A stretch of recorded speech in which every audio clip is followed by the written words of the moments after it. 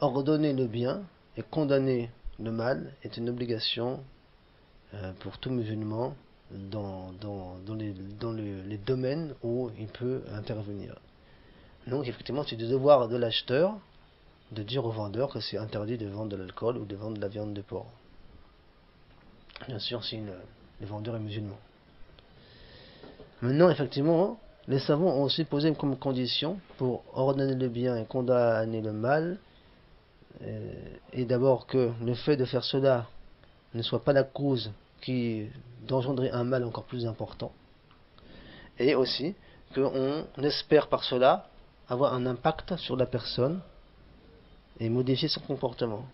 Si maintenant on n'espère pas cela, donc les savants ont dit que on n'était plus obligé maintenant de prescrire le bien et de condamner le mal.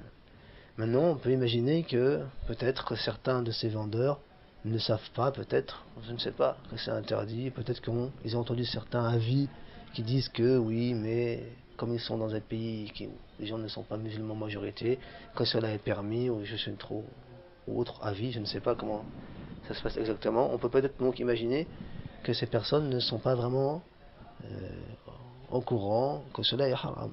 Donc en imaginant cela, c'est toujours une bonne chose de le rappeler.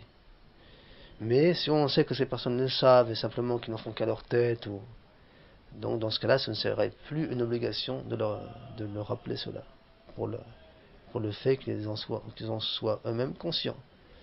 Mais dans ce cas-là, il ne conviendrait pas d'acheter ces gens-là. Il ne faut pas les encourager à continuer dans cette erreur. Mais le problème, non, c'est que c'est quelque chose de tellement fréquent que si on n'achète pas ces gens-là, chez qui va-t-on donc acheter? Enfin, tout ça, c'est un peu compliqué.